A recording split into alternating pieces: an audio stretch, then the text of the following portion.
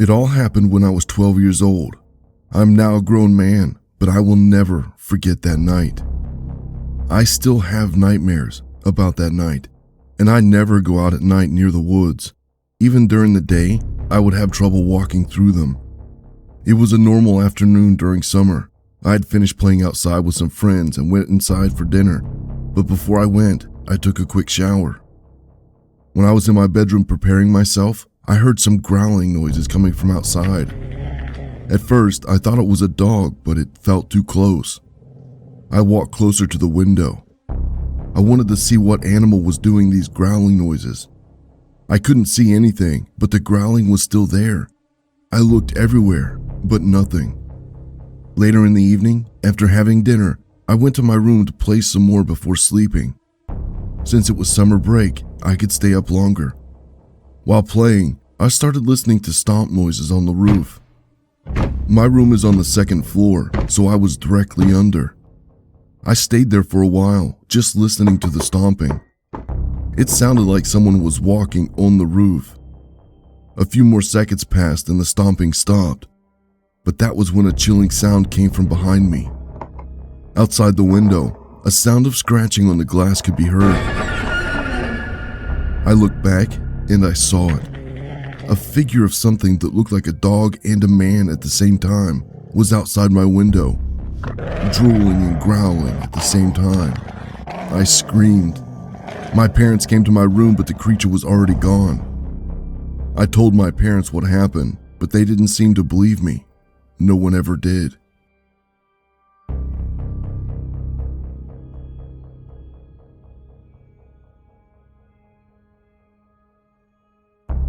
I love running in the night.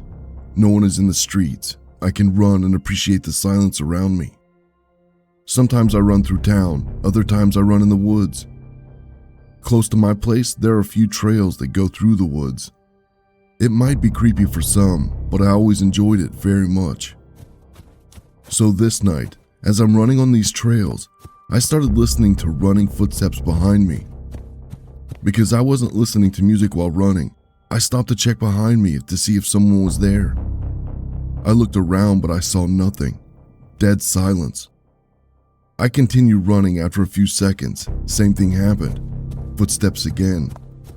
I stopped and asked out loud if someone was there. In my head, I thought it could be an animal or something like that.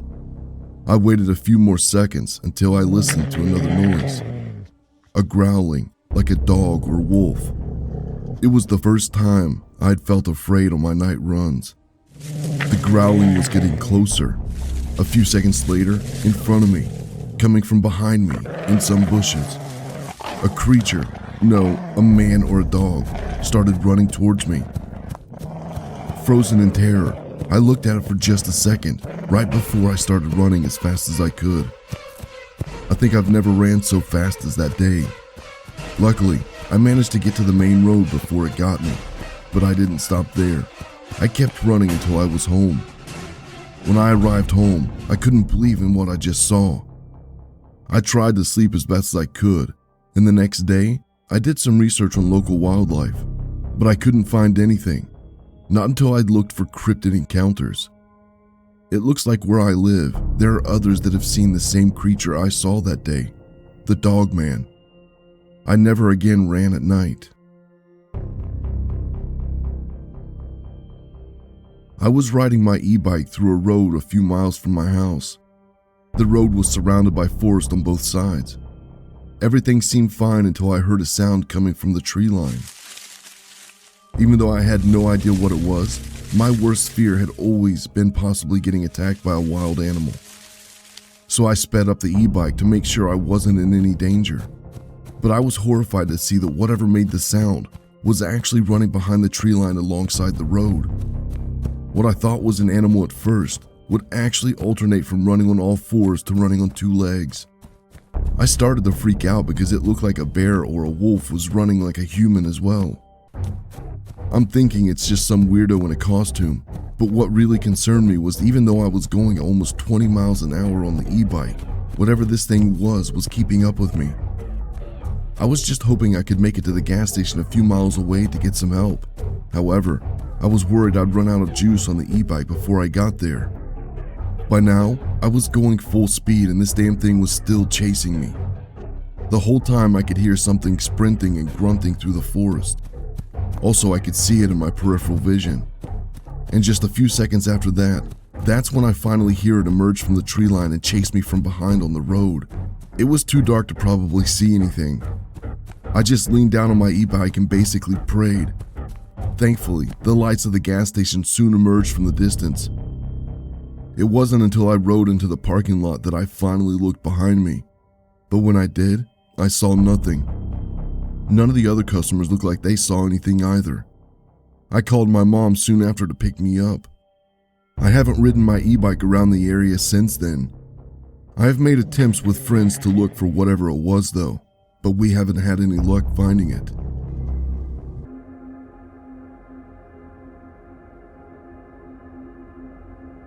It was my first time in Hollywood.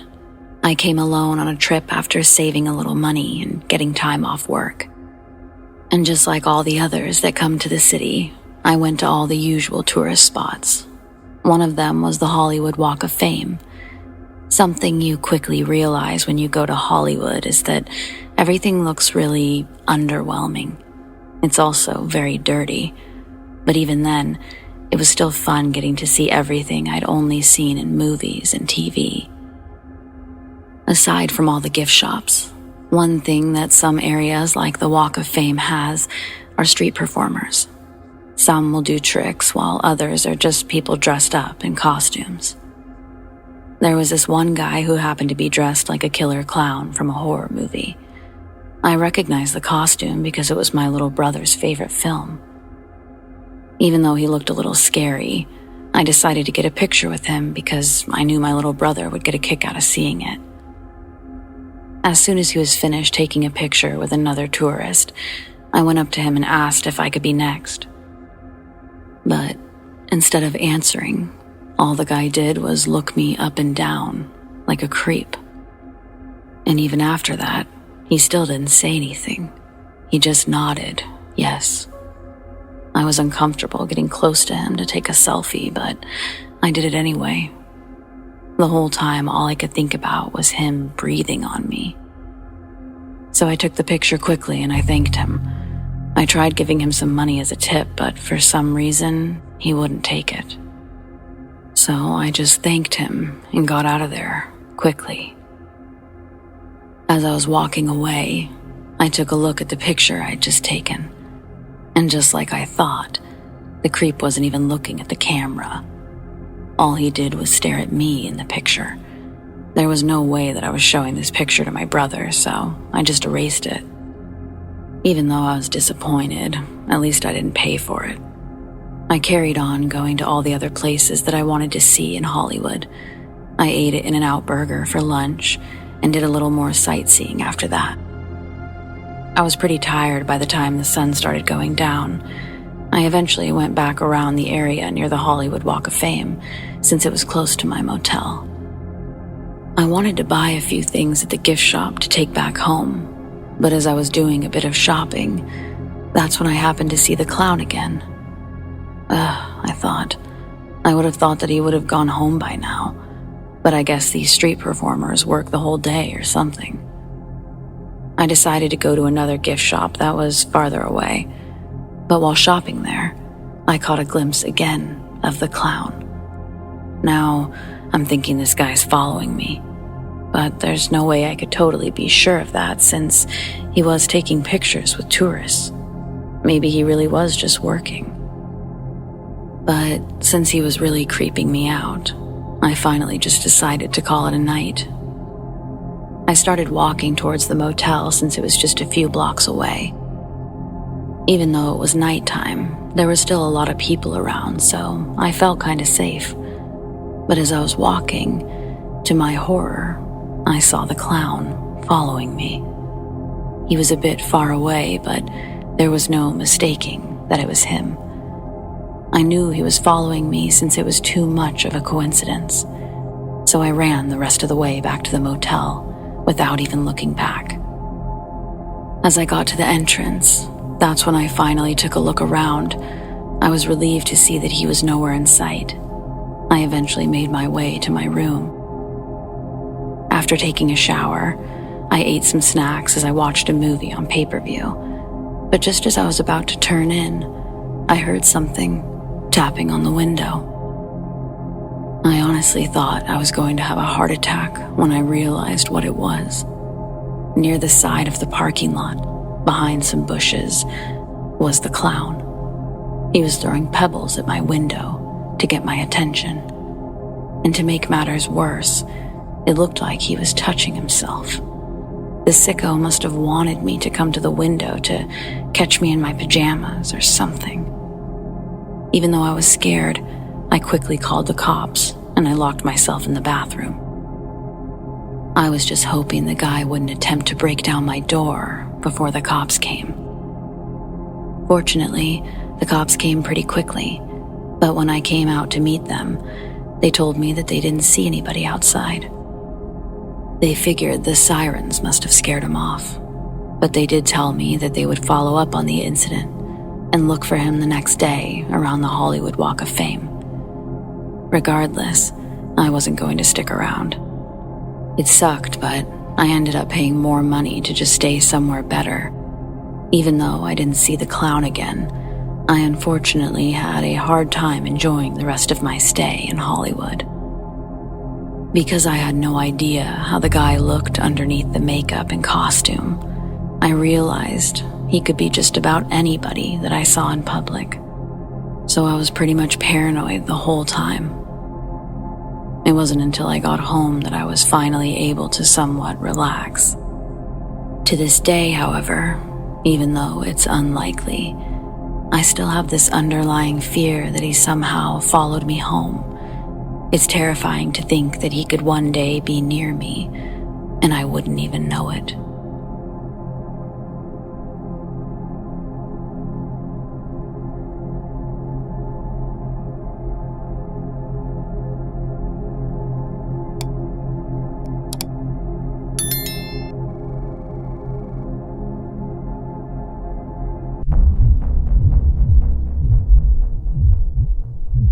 A certain day after waking up, I saw a few differences around my bedroom.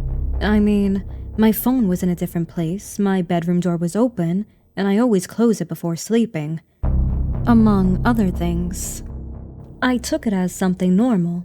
Maybe I forgot to close my bedroom door and left my phone on top of the table.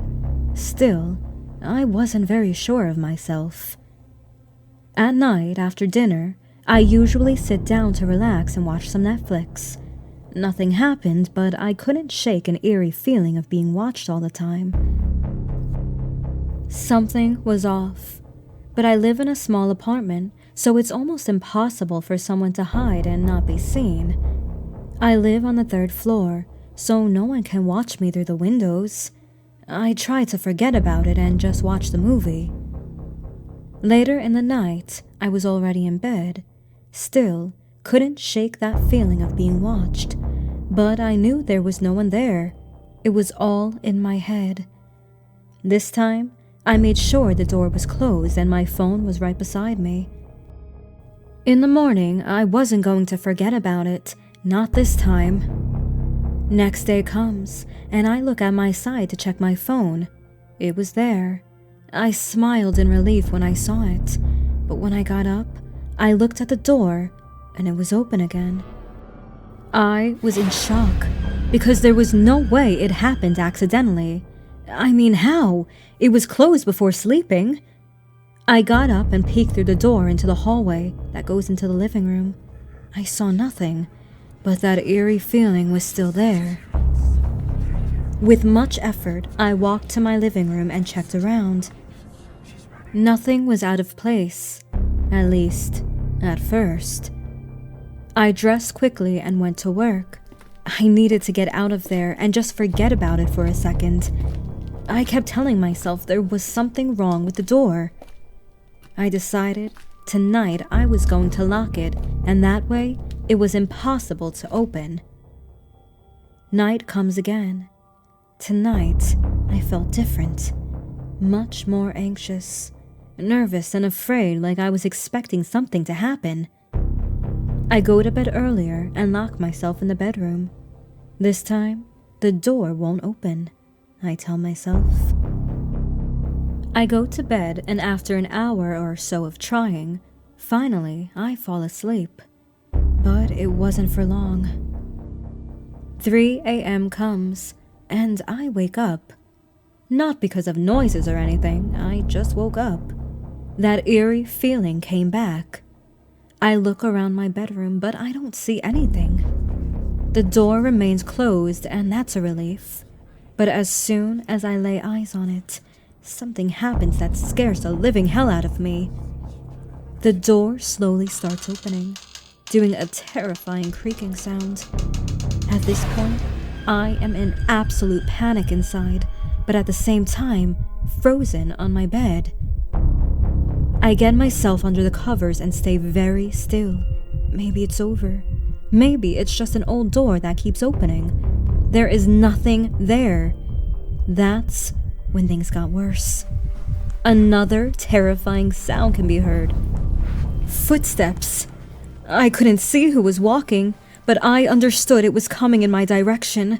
I am crying under the sheets. The sound of the footsteps stopped right by my side in bed. I don't have the courage to lower the sheets, but I know someone or something is just by my side, looking at me.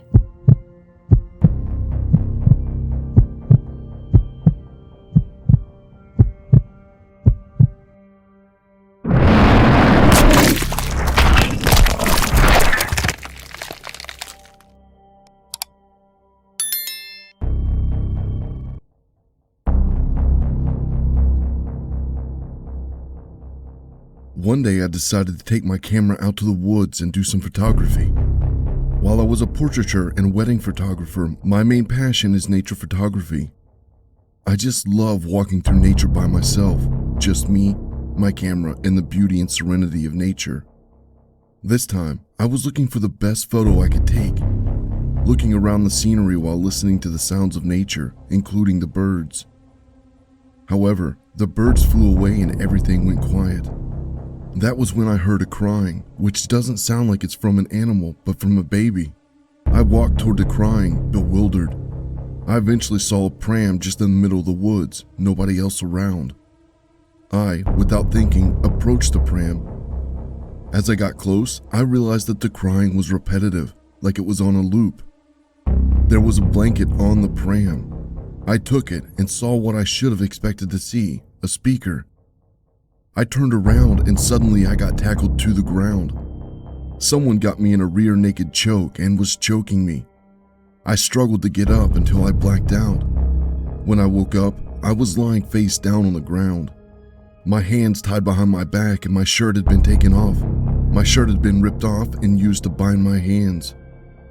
I looked up and saw a bulky grizzled man in hunter's clothing, holding a bowie knife looking down at me. He had a rifle leaned up against a tree. "Hello, sweetheart," he said. I told him to let me go. He just chuckled. Even though I thought I was screwed, I was worried about my camera. I asked him where it was. He said he was going to sell it, but told me my photos were beautiful. I got angry and yelled at him to let me go, or I will fucking kill him. He smiled, walked up to me, and kneeled down beside me. He caressed my cheek before he brushed the knife across my bare belly. I was screaming at him to get off of me and to let me go. He pushed me onto my belly and whispered in my ear, he wants to play a game. That's when he got up and stomped on my legs and my ankle multiple times.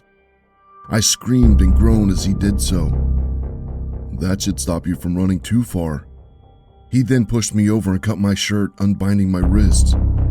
He then walked over and grabbed his rifle. "I'll give you a head start." I quickly realized what was going on, so I got up and ran as fast as I could.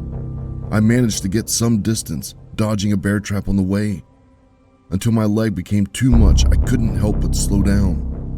I knew I couldn't keep running far enough, so my flight responses turned into fight. I grabbed a big stick and hid behind a tree. I waited for what seemed like a long time, until I heard leaves crunching. I was too scared to peek from behind, so I waited and just hoped he wouldn't peek around the tree. Eventually, he came close. I swung the big stick at him, hitting him on the shoulder. He fired the rifle but dropped it. He grabbed me by the throat and wrestled the stick away from me. He then punched me in the belly and pushed me down. On the floor, I looked up at him. He had a big grin on his face looking down at me. "Nice try. You actually managed to hurt me." He chuckled.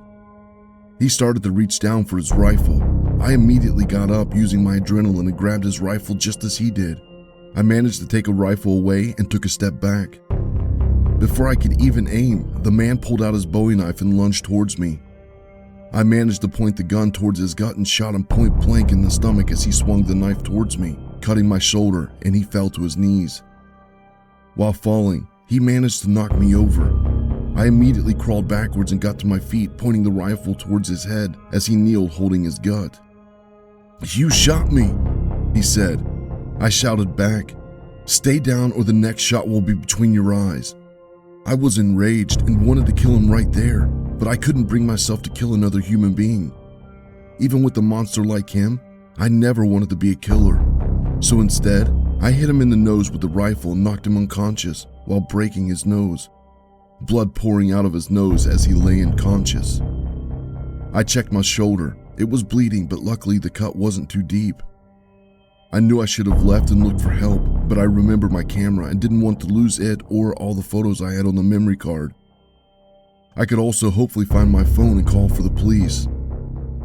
I started to limp back to the area I woke up, but on the way, I felt a sharp clamp on my leg. I'm an idiot. I had forgotten about the bear trap and stepped on it. My leg was trapped and I couldn't help but yell out in pain. I knelt down and tried to pry the bear trap off, but it was tight. I noticed the hunter had wrapped it in barbed wire while cutting into my leg. I had to put the rifle down as I continued to pry the bear trap off my leg. It was real tight and I couldn't pull it off. I heard a footstep and turned to look behind me. There was the hunter coming towards me with the knife held up, holding his gut, which was pouring blood, his hand doing little to stop the bleeding. I turned and aimed the rifle at him and yelled, "Stop!" as I pulled the trigger, but the damn rifle jammed. My heart stopped. I looked at the hunter and his eyes fixated on me with anger. I knelt down and tried prying the bear trap open again. I gave up and felt around the trap as quick as I can.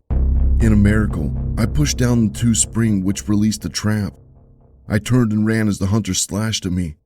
My leg was in even more pain, and I was limping, only managing by my adrenaline. I eventually found the area I woke up in and saw my ripped shirt, as well as my camera, but I couldn't find my phone. I quickly grabbed my camera and threw the sling over my shoulder. I turned and saw the hunter, bleeding from his gut and his face pale, knife and phone in his hand. My leg was so bad that I could no longer run. I stood my ground.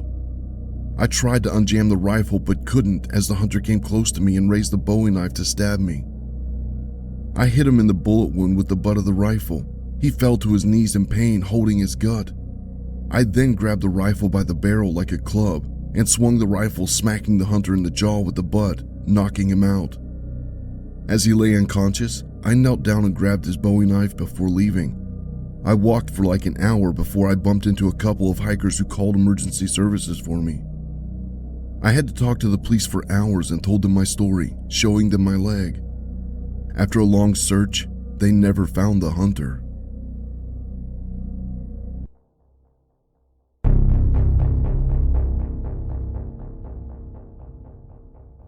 I had gone to Hollywood with the dream of becoming an actress. Even though a lot of people I knew were against the idea, I knew that I had to try it since it was my dream. Fortunately for me, the move wasn't too bad. I had a friend who had already moved out there to become an actress as well. Staying at her place was a lot cheaper than paying rent anywhere else. There was a bit of a culture shock for me. I had come from a place where most people hunted and drove trucks, to a place where most people had never touched a gun other than a prop. Still, I was really excited despite being nervous about my decision. But after a few months, my enthusiasm pretty much ran out. I wasn't able to land any acting jobs outside of commercials. My friend wasn't any better off, so like her, I had to make ends meet by working at a cafe like so many others trying to make it in Hollywood. Then one day, through a friend who went to the same acting class I did, I was told about a small production company looking for an actress. And by luck, I had the exact qualification they were looking for. I was a redhead with freckles. You would think that in a place like Hollywood, they would just use hair dye and makeup to create that look. But I guess the producer of the film wanted the real thing. Well, that worked for me. I went to the production company's building the very next day. I was excited at first, until I saw how dumpy the place looked on the outside. But then again, a lot of places in Hollywood looked a lot more underwhelming than you imagine, so I didn't think too much of it. I talked to the receptionist inside and was told to take a seat in the lobby. Everything seemed normal. After a couple of minutes of waiting, I was finally guided to a room down the hall. When I entered the room, that's when I would meet the guy producing the film. He introduced himself before telling me to take a seat. I could tell right away from his smile and expression that he liked me. Not to sound obnoxious, but I was used to it from guys. And here in Hollywood, you have to get used to it.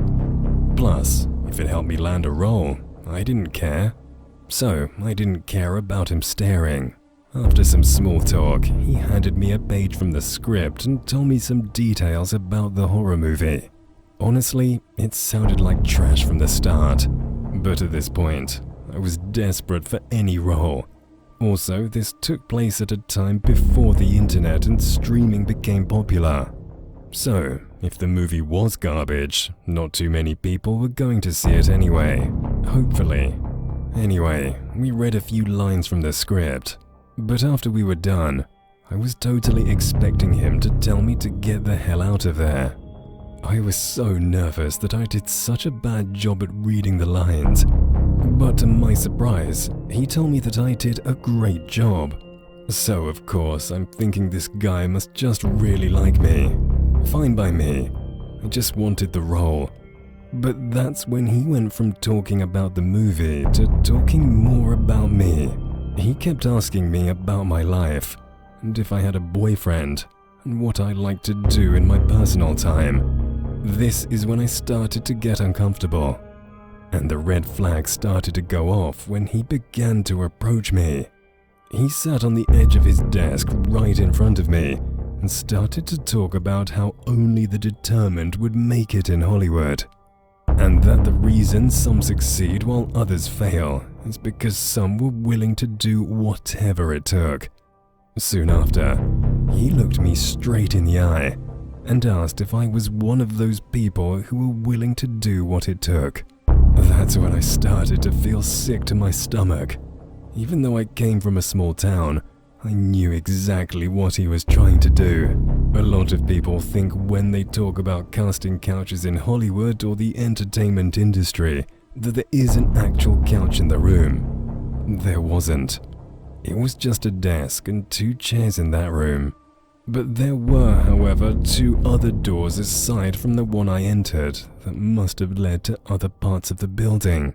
Regardless, I wasn't interested in finding out. Even though I was desperate for a role, there was no way I was going to stoop to doing what he was suggesting. I politely told him that I wasn't interested, nervously got up from my seat, and started to walk to the door. That's when he told me that the door was locked, and the only way it could be opened was from a button from his chair. Yes, that was actually a real thing in the entertainment industry. In fact, a famous morning show host was revealed to actually have one in his office as well. So something most people thought was just a movie cliché ended up being actually true in Hollywood. Of course, I didn't realize he was telling me the truth until I tried opening the door. It's at that moment I started to panic. The producer told me that there was nothing for me to be nervous about and tried to get me to sit down again. He said that he just wanted to talk some more. But as soon as he started to walk towards my direction, that's when I knew I had no other choice. Remember when I said earlier in the story that I came from a place where hunting was the thing?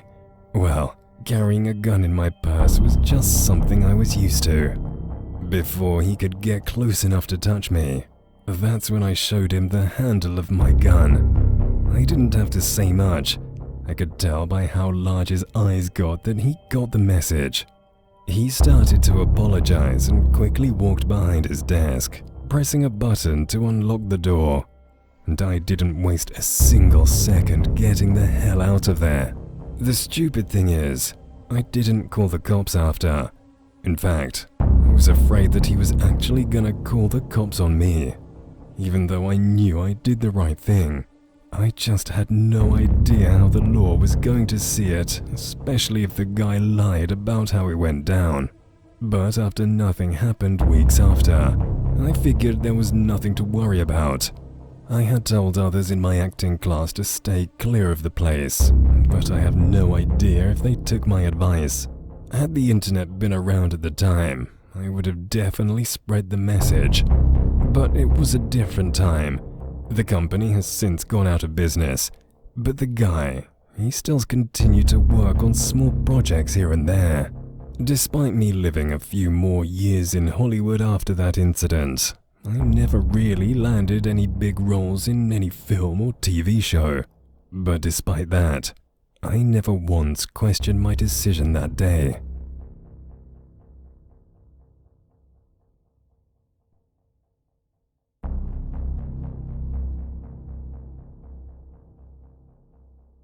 I was living in Hollywood to try my hand at acting. Rent around the area was pretty steep, but fortunately, I was able to find a place fairly quickly. I was renting a private room in a house. My roommates were thankfully just normal guys who also wanted to be actors. The rent was pretty cheap and I was grateful my roommates were at least normal. Everything seemed fine for the first few months living in the house. But then, I started to experience a few weird things. At first, I would see moving shadows out of the corner of my eyes. I thought they were one of my roommates, but I would then realize that my roommates were either asleep or out of the house at the time. The most disturbing incident was when I would see moving shadows out of the corner of my eyes, but in my own room. I would rationalize it by thinking that it was just me being tired from working my day job, as well as going to auditions at night. Eventually, I would hear what sounded like a woman crying from my closet, but every time I would look, I would never find anything. Maybe it was just the TV being left on.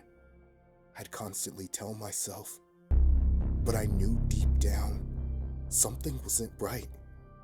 When I would bring up the subject with my roommates, they would act strange, like they thought I was being silly or that I was just pranking them. That made me even more suspicious. Some of the incidents would happen in a cluster, and then I'd go weeks or even months without experiencing anything. After a while, I really did start to believe that I was just seeing and hearing things due to my busy schedule. But all of that doubt went out of the window when one day, while I was alone in the house, I saw what looked like a woman staring at me with big round eyes from the darkness of my closet. I remember jumping out of my desk and backing into a wall so hard that it even shook a picture frame off its hook.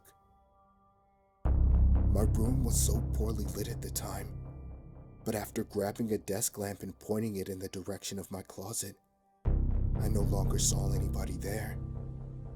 After carefully inspecting the closet, I was sure that nobody could have snuck out. That's when I was convinced that the house was haunted. I confronted my roommates right after and pretty much pressured them into telling me the truth.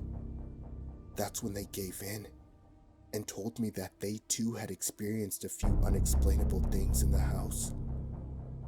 A few had even seen the woman I had described. Some of them were so disturbed by the incident that they did a little research on the house. They found out that it was a lot older than most of the houses in the area. But the most significant thing they found out, a woman who lived here decades ago had ended her life in the house. In fact, she passed away in the closet of my room by hanging herself. That was the reason my rent was so cheap.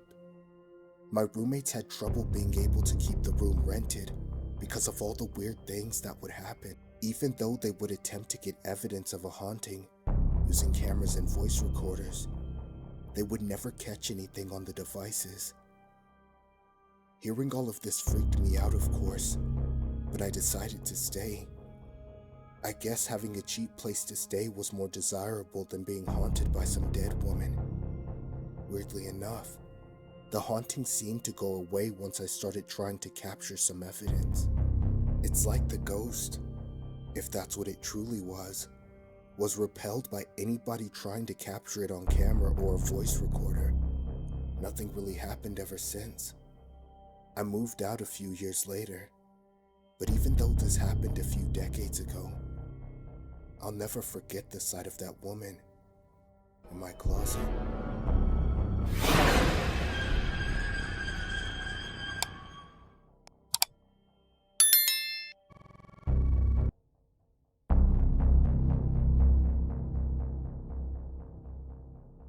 My father used to be a good man, though he was never there for me and my sister Louisa growing up. He used to work 2 jobs and he worked all the time. This was because he always wanted to make sure that there was food on the table for my mom, my sister, and myself. It was because he grew up in poverty himself that he didn't want me and my sister to go hungry. I always used to overhear my parents arguing. My dad always used to say, "I never want my children to go hungry, like I used to." He became too overworked, and when he wasn't working, he used to be too tired to play with us. The thing is, despite him making it his #1 priority to feed me and my sister, he himself had a bad habit for binge eating.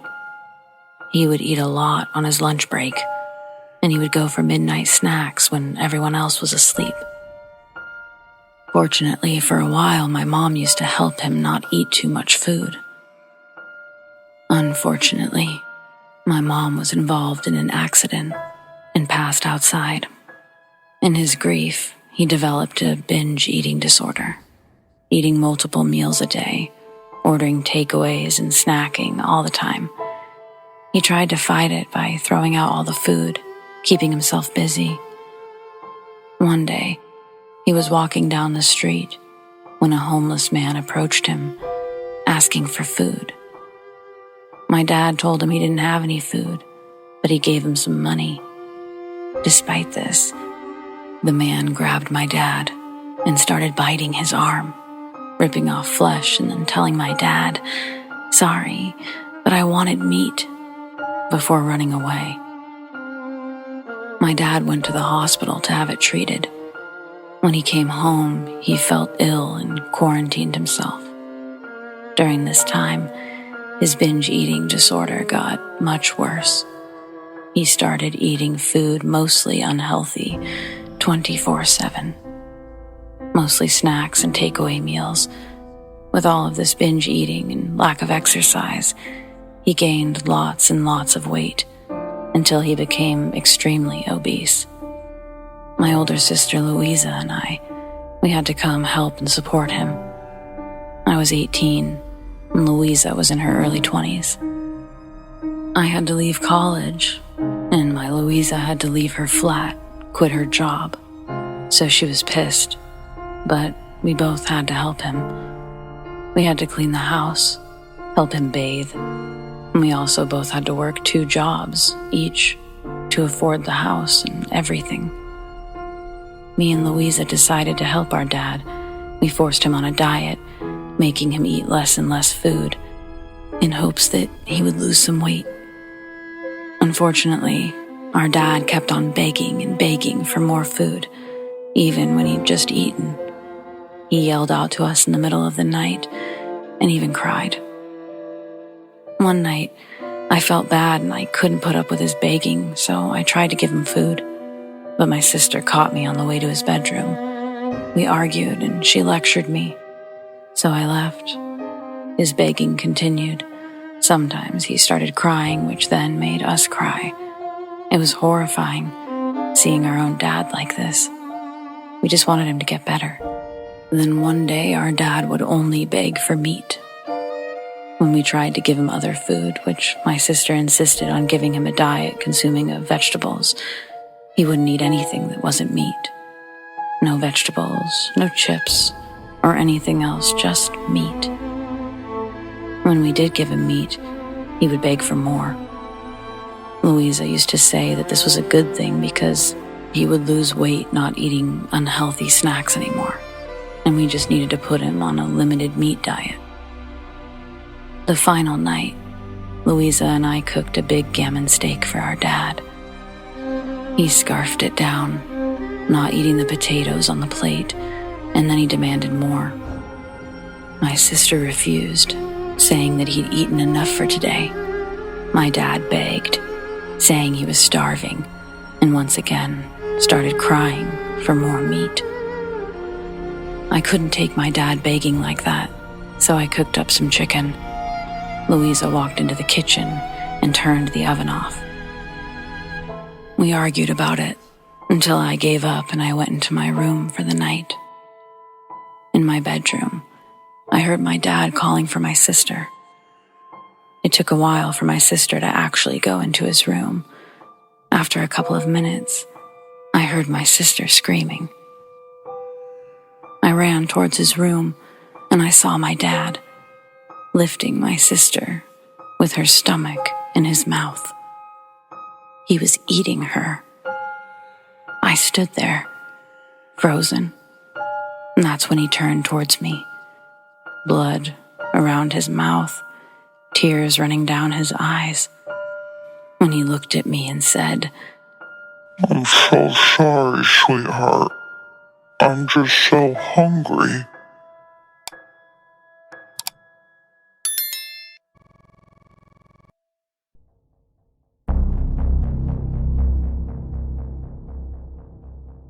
All of this started when I went to university a few years ago.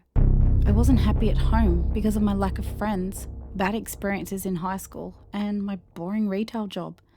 After 2 years of feeling unfulfillment, I decided to follow my dreams to become a filmmaker and joined a filmmaking course.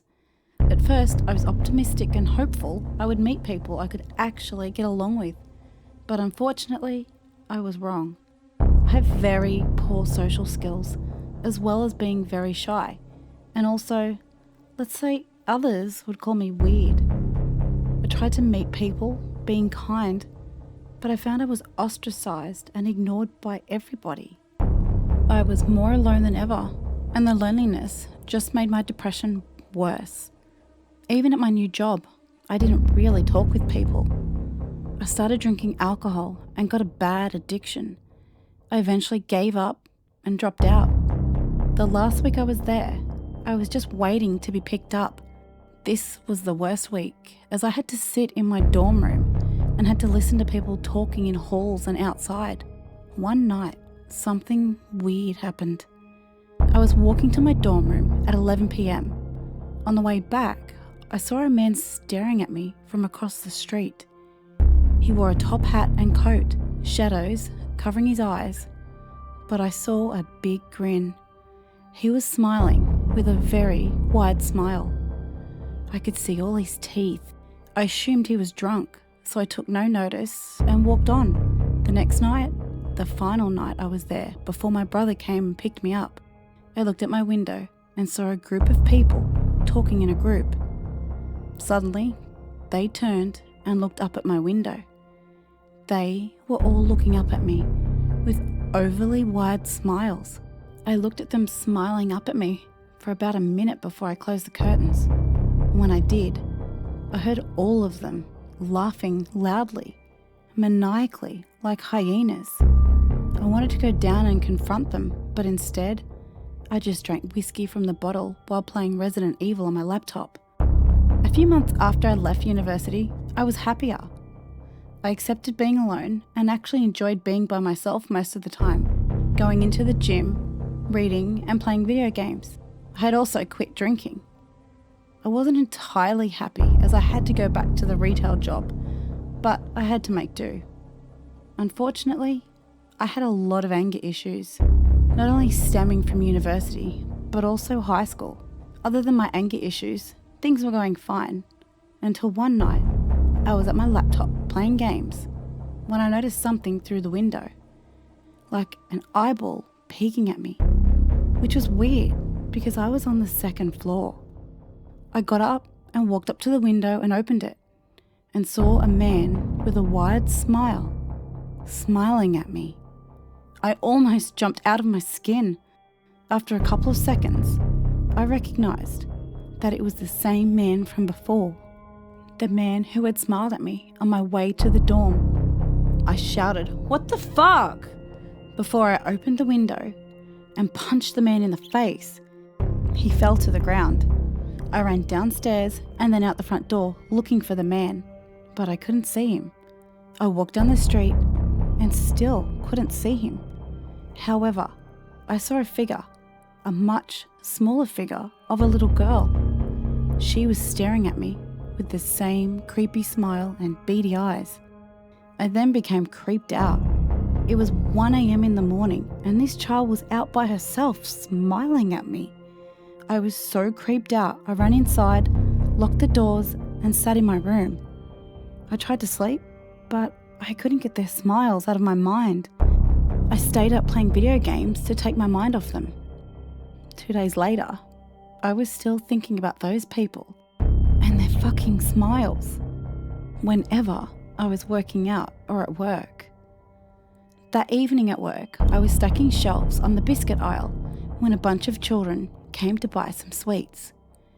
I didn't pay them any attention until, out of the corner of my eye, I saw one of them. A girl smiling at me with that same creepy smile. I just froze as she stared at me. Seconds later, all the kids turned and smiled at me with the same faces. I stepped back and turned and saw from the other side of the aisle a man peeking from the corner with the same wide eyes and wide smile. I was so uncomfortable and creeped out that I just walked to the bathroom. On the way there, I heard the children all laughing. I hid in the bathroom for like 30 minutes before I had the courage to walk out. Back on the shop floor, I continued working, but looking around at everyone, customers and co-workers, fully expecting to see that smile. I had been saving up for a concert for a pop star that I'd been listening to throughout high school. I loved her music, which got me through very hard times. I took a train to London to see her perform. Everything was fine, and I saw no creepy smiles. Not on the train, not in London, and not in the hotel. Though in the hotel before the concert, I kept on thinking about them. The smiling people. Are they real, or am I just going crazy? I went to the concert and waited for an hour for her to perform. When she came on and performed, I was having the time of my life. It was my first concert and the music was great. I also felt like a regular person for once. I got up to the front row to take a good photo of her. That's when she looked at me and smiled. Her smile got bigger and bigger until it was so wide she didn't even look human, like a witch. I dropped my phone and looked at her while she smiled at me with that fucking smile. I looked around and saw people in the crowd pulling the same inhumane smile looking at me. I ran out of the hall and into the men's bathroom, locking myself into the stall. I was horrified. What the fuck was happening? I remembered dropping my phone and that I didn't have it. I stood in the stall, deciding whether I should man up and run and get my phone or just leave the venue. Before I could make a decision, I heard a chuckling behind the door.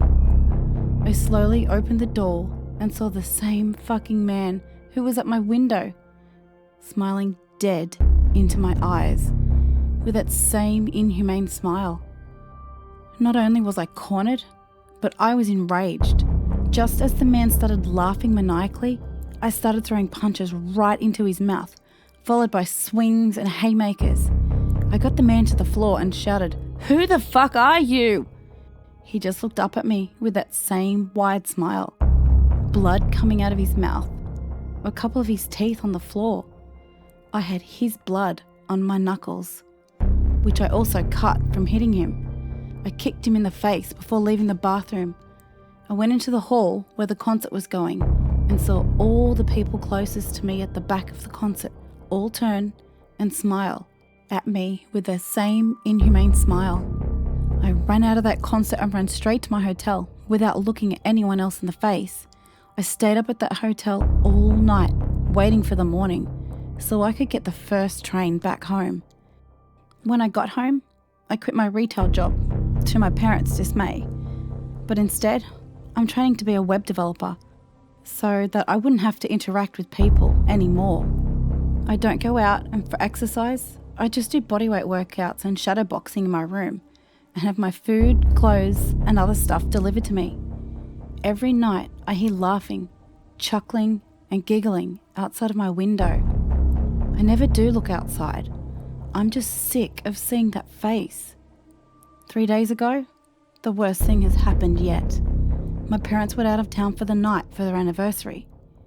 While I was in my room, I heard chuckling outside my window. I ignored it at first before I heard multiple people laughing. I opened the curtain and saw dozens of people outside my house laughing up at my window. I saw the man I beat up in London, who was at my window last time as well. There were multiple people of different ages, adults, old people, teenagers and children, all laughing at me with those wide, inhumane smiles. I shut the curtains and froze, unsure of what to do. Part of me wanted to call the police. The more angry part of me wanted to grab a weapon and fight those freaks outside. I heard footsteps outside my door. I got up and ran out of my room and froze. Right in front of me was a young girl. The same wide, creepy smile. This girl was giggling. Her smile got wider and wider until it looked inhumane. Her cheeks started to tear and bleed. I got back into my room and shut the door. Outside my window were multiple faces with wide, inhumane smiles, all looking at me. I screamed at them to go away. I kept on screaming at them, but they just stayed there. Somehow, at my second floor window, looking at me with those unnatural smiles. I closed my eyes. I could still hear the girl behind the door laughing, this time in hysterics. I then heard footsteps in my room. I saw the pop star whom I saw perform standing in my room, looking down at me with a wide smile.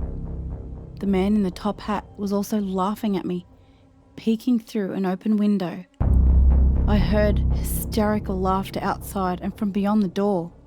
Finally, I stood up and screamed, "Leave me the fuck alone!" at the man in the top hat and charged at him in the window.